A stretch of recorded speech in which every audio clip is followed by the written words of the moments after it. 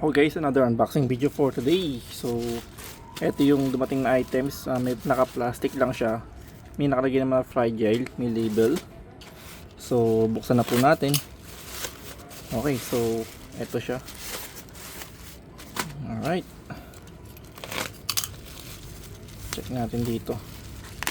Ayan, so meron naman siyang bubble wrap and then naka cardboard.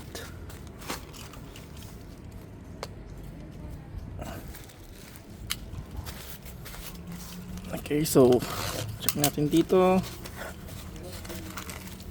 Alright, so meron tayong HDT karaoke.